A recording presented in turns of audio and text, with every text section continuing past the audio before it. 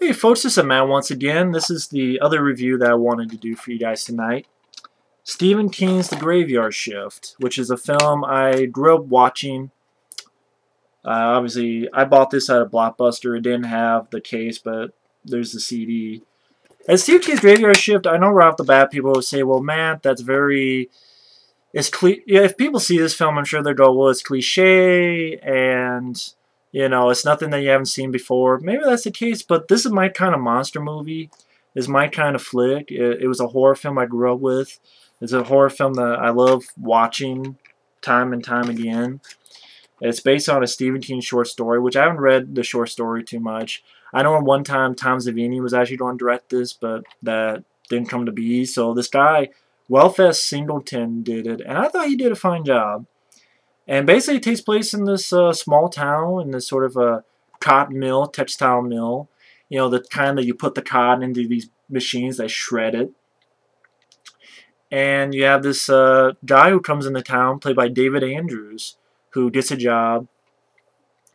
And he meets these folks, like he meets this girl. You have the boss, played by Stephen Macht, who looks a lot like Fred Ward from Tremors. He meets this rat exterminator, excellently by Brad Dourif. And long story short, you find out that there's a creature amongst this textile mill. There's a creature going on. And that's pretty much the plot. What I love about this film is, I know people will see this film and go, well, Matt, it's very cliche. That's fine, but I was entertained by it. I like the blue-collar cast. That's one thing I like. David Andrews, he may be a little bit dry, or a little bit wooden. At the same time, I thought he was fine. He wasn't an asshole. He wasn't... I've seen much worse actors. I don't think it deserves a 4.3. I think it could be higher than that. I thought David Andrews was capable. He was a strong character, meaning that he wasn't a wimp. He was a man who, a few words, but his actions spoke louder than his words. I thought Kelly Wolf as the girl, she did okay. I liked that this group of people were sort of blue-collar people. And in fact, one of them is Andrew Divoff, the Wishmaster. So I like the blue-collar vibe. That's what I miss in horror films. A bunch of adults who are blue-collar guys. They're not guys or girls from California who have perfect teeth and perfect tits and perfect faces. It's just blue-collar people getting their hands dirty. That's what I like. I really love the score. I wish I could find the score to own, whether it be to buy or download. I really do wish, because I really love this score by Anthony Marinelli, and I think Anthony Marinelli and Brian Banks. Trying to find who did the score to this. But I really enjoy the score to this film. I really love it. It's very creepy. If you remember, I did a review for Apollo 18. That movie I did not like. And I had a piece of score that had this creepy choir that go, ah, ah. Yeah, Brian Banks and Anthony Marinelli. That's the score from this film. And I love it. I think it's very creepy, very subtle. I love the way it opens. We have this guy who takes this rat and, shows it. This guy, like, he's doing his job. He turns around. There's, like, all these rats, real rats, looking at him. And he takes a rat and kills it. And something comes up. And they don't show the creature that much until the end. And I thought that was fine. I love the way the opening titles with, like, the blood dripping down, the title and the blood drips down from the title. Brad Dourif is excellent as the rat exterminator. One of my only problems with the film, I wish he was the lead, because spoiler warning, folks, spoiler warning. I'll hold this until the spoilers are gone. Spoiler warning on the film, folks. Brad Dourif gets killed, of course, because he gets killed in most of his movies. Nah, I didn't say all, I said most. But, in a really stupid way. It's not even by the fucking creature. It's pretty much a fucking coffin. Squishes his fucking head. I hated that. I mean, good makeup effects of the head, like, you see, like, brain matter, or whatever the hell, blood. But, I really wanted him to be the lead, and that sucked. But anyway, enough spoilers.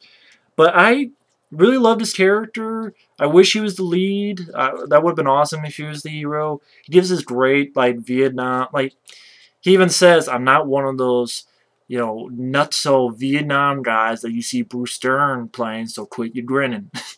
But he tells a really good story about how, what the Viet Cong would do with rats to prisoners and stuff. And Brad Dourif just sells those kind of stories. He is such a fantastic, underrated actor. I'm a big fan of Brad Dourif. And he's fantastic. Stephen Macht, I love. He has this very thick, like, I don't know what kind of accent you would call that, but very thick accent. But it's really entertaining. He's a bad guy you love to hate. You know, like there's this guy making fun of him. He's like, yeah, I love it, man. We gotta get you on Star Search. That's something me and like my friend Effrey, who's also a big fan of this movie, we always joke around. Because the way he said that, oh, I love what you do, man. We gotta get you on Star Search.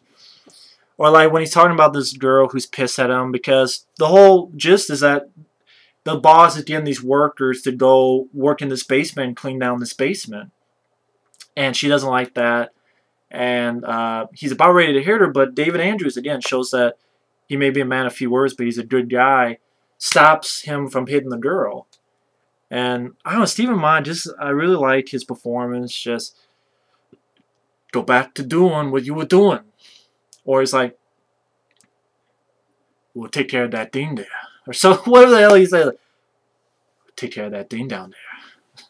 And for some reason, I always thought like he was talking about her pussy. Just like, because he like looks down. He's like, take care of that thing there.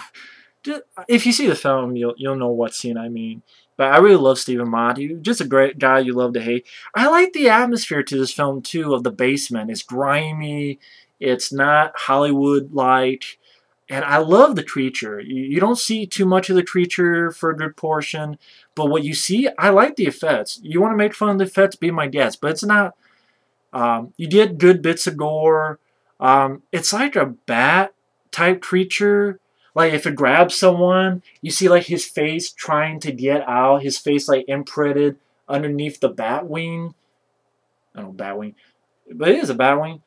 And it's really creepy looking. And it's really well done practical effects. I really love it. I think the film, it's not that long. It's 80-some minutes long. You have great character moments like Brad Dourif's character of the Exterminator and Stephen Macht. David Andrews, I think he's very capable. I think he's a lot better than people like Channing Tatum. Blue-collar vibe mentality of these people, I miss that in movies like Tremors and all these other movies. It was like blue-collar people, working people, normal people. That's what I miss. You know, they're not Hollywood, like, teeny bopper, WB, CW type shit. That's what I miss in horror movies. I really do. When you see the creatures practical, yeah, people do the dumb stuff. You have a guy who sticks his hand in a hole, do the stupid thing, but, you know, he gets his hand fucked up. And, again, you see gore, but they handle it right. Like, you have a guy who falls through these stairs, and he comes up, and you see blood on him, and the way it's done, and he's pulled down. You have a great scene with Andrew Divoff. I always remember the scene where he's scared, and he has the lighter, and he flicks it. It's that piece of score, that choir score, that, he turns around, there's the creature right in his face. And like Stephen Macht's character, he like goes nuts so crazy and he wants to like kill the creature. And he's like, we're going to hell together, and he gets killed in a pretty vicious way. David Andrews has I love the death of the creature. Again, spoiler folks. I guess this would be the spoiler bottle. I'll put it down when there's no spoilers. But the way the creature dies, where you got a sense that this guy, well, it established this guy is really good with a slingshot. He takes like these empty pop cans and he shoots rats bothering him with these soda cans, not soda cans with a slingshot. And so like the creature gets stuck in one of those textile machines. And the guy like gets the last can and shoots with his slingshot and hits the button. And the creature dies in a very gory way. Like, he's turned to a bloody pulp, chopped up to bits. Uh, I love it. You know, it's a satisfying way.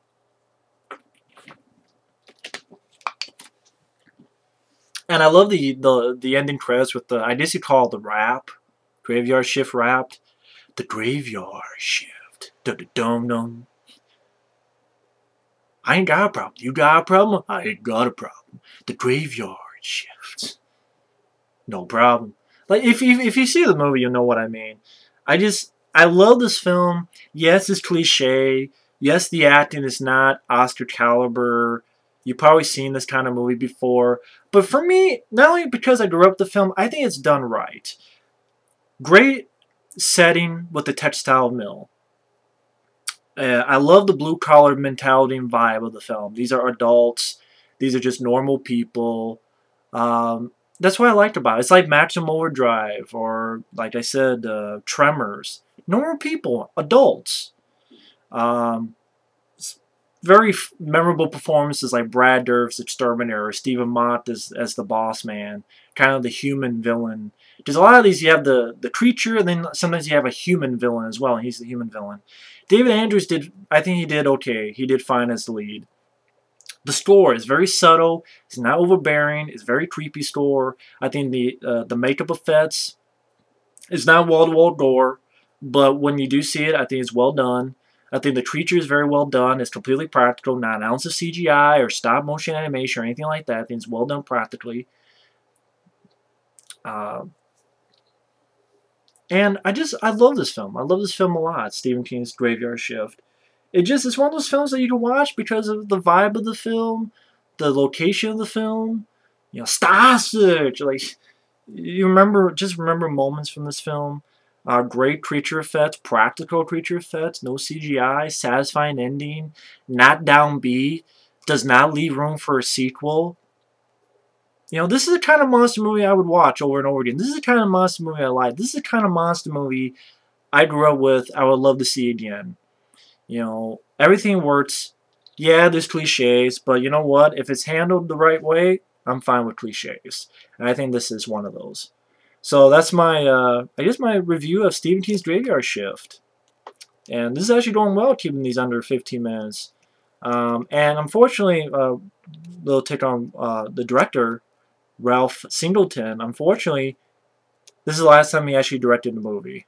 Or anything. This is the last time he directed, because the film made no money. I know that, like, there's two guys on Arrow in the Head who do a podcast. I know they're fans of this movie, which is great. I know my friend Effrey is a fan of this movie. I know I saw like 2 people do reviews. I actually talked to one when I had my old review up. You know, check out the film. If you like creature feature films, you like films with the blue-collar mentality, blue-collar vibe, like, you know, Alien. I'm not saying this film is up there with Alien, but I love this film very much. No features, if you're wondering, because the film didn't do anything. Yeah, 88 minutes. That's with credits. That's what it says on here. I love the film, Stephen King's Graveyard Shift. I enjoy it. And I especially love the third act where they're working in the basement and then they find a door and of course they open it and of course they go down there and just really, I love the environment. I love the setting. Films just aren't like this anymore, and that's very sad. But anyway, that's my review of Stephen King's Graveyard Shift. I hope you enjoyed, and stay tuned for more reviews because they will be coming later.